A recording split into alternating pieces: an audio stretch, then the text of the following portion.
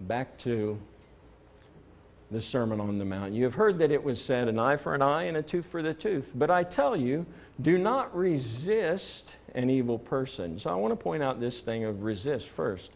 I mentioned before that the New Testament is written in the Greek language, an ancient Greek form of the Greek language. And Greek language is not like English. The verbs are written in various forms in order to clarify how the verb relates to the subject. And that form is called voice. There's active voice and passive voice, and in between the two is middle voice. Now, this is not important for you to remember any of that, except that it affects our understanding of what is actually written down here. When the Scripture here says, do not resist an evil person, it's more the idea, because it's in the active voice, of do not retaliate. Do not go for revenge, or do not take justice into your own hands. That's the idea that's given here. And it fits perfectly with the reality of what I've explained about Jesus pulling this law to begin with in order to give the heart and spirit of the law to his hearers. So, the passage is about retaliation and revenge, not self-defense. It's important to understand it's not about self-defense at all. And we'll see that again in the next sentence. The next sentence, if someone strikes you on the right cheek, turn to him the other also. These two verses are used to explain that the Bible prohibits all forms of self-defense. It's important to recognize Jesus is not referring to a situation where another person is attempting to punch you in the face. He's speaking of a slap across the cheek with the back of the hand.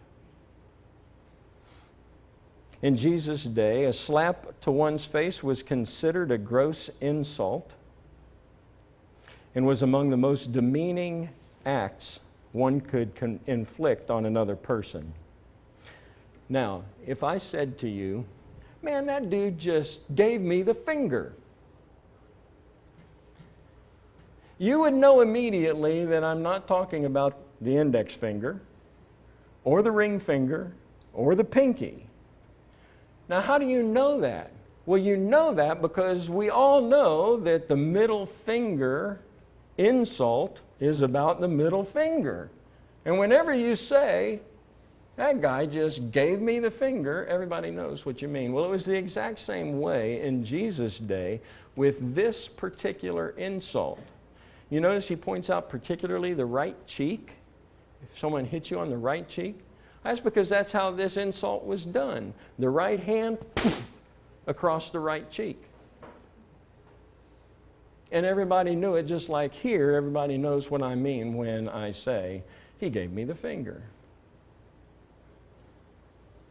Slapping someone on the cheek was a sign of contempt, but it was no more violent than giving someone the finger. It was considered a terrible insult. It meant that you were scorned as inconsequential, you were the same as nothing, and if a man struck you with the back of his hand instead of punching you in the face, you could collect twice the damages, because an insult was worse than injury in the honor-shame society that Jesus lived in. Jesus is not describing a physical attack and telling us to roll over and play dead. He's telling us it's not necessary to retaliate when you're insulted. Now, these examples probably don't address every question that a person has, but these are two passages of Scripture. The thou shalt not kill and turn the other cheek, do not resist an evil man. These are two passages of Scripture that are just pulled out of people's pocket and thrown on the table in order to prevent people from seeing the real truth of the Scripture, which we're going to go to now. You remember I said put a pin in this idea of illegitimate and legitimate man killing, let me address principles of life preservation and life forfeiture. It's a foundational passage in Genesis chapter 9. Genesis chapter 9 is after Noah lands the ark. God makes a covenant with him. And one of the things that God explains about human government from that point on is that no one's going to get away with murder anymore. And this is how the passage reads. And for your lifeblood, I will surely demand an accounting. Nobody's going to get away with murder anymore. I will demand an accounting from every animal. If an animal kills a person,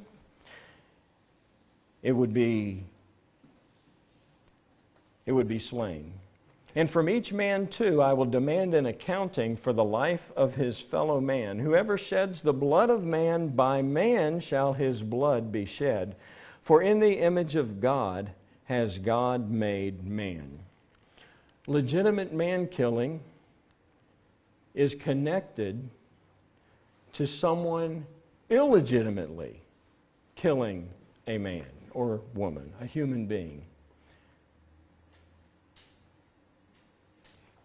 When a person illegitimately takes the life of another, in the eyes of God, they have forfeited their right to life.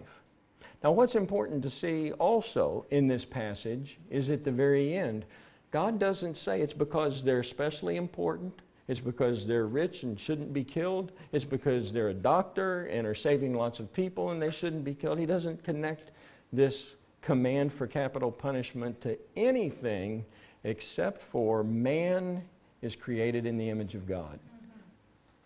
Now, theologians have talked and books have been written and So books have been written, but nobody really understands the depth of what is meant by man is created in the image of God. But this is something that needs to be understood. Man is different from every other creature on planet Earth. It is not immoral to kill an animal. It is not immoral to kill a bug. We kill stuff all the time. You know what? We kill bacteria. That's killing. God has set man apart in all of His creation and has said, man has my image in a special way. And because of that, capital punishment is required for taking that life. This is why it doesn't matter what stage of gestation a woman is in when she chooses to abort her child. That child from the moment of conception is in the image of God. And according to this passage, taking that life is a capital crime. It's happening all the time.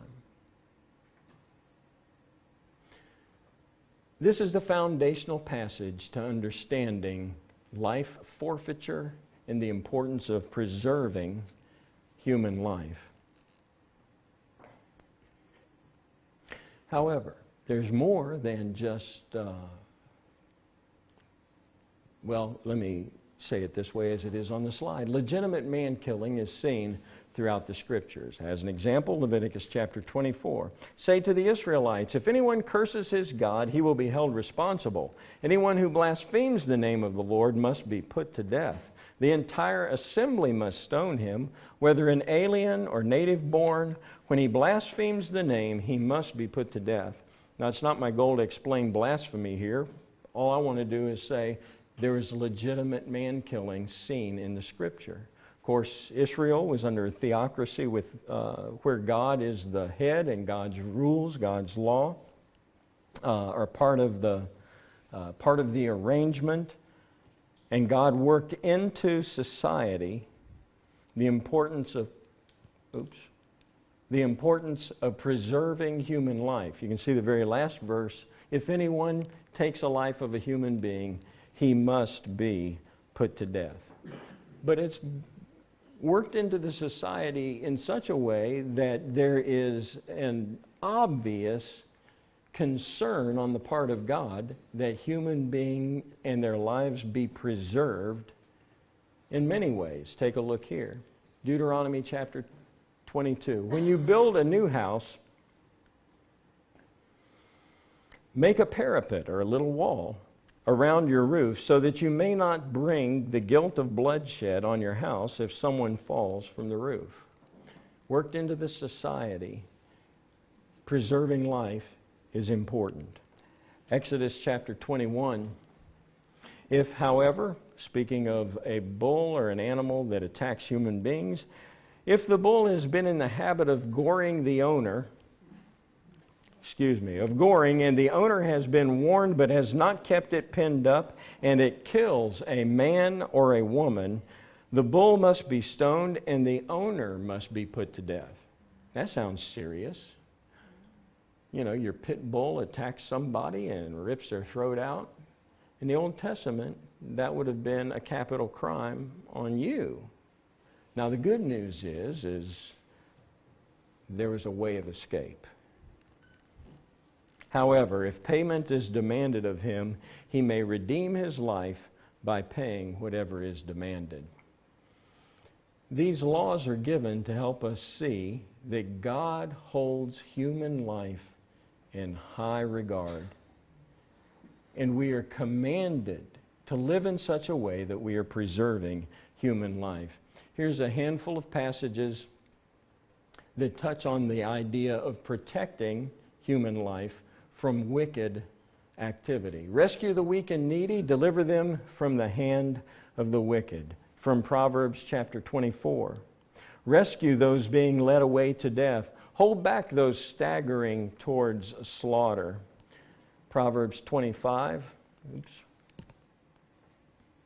Like a muddied spring or a polluted well is a righteous man who gives way to the wicked. There is in Scripture a constant reminder to resist the wicked of society.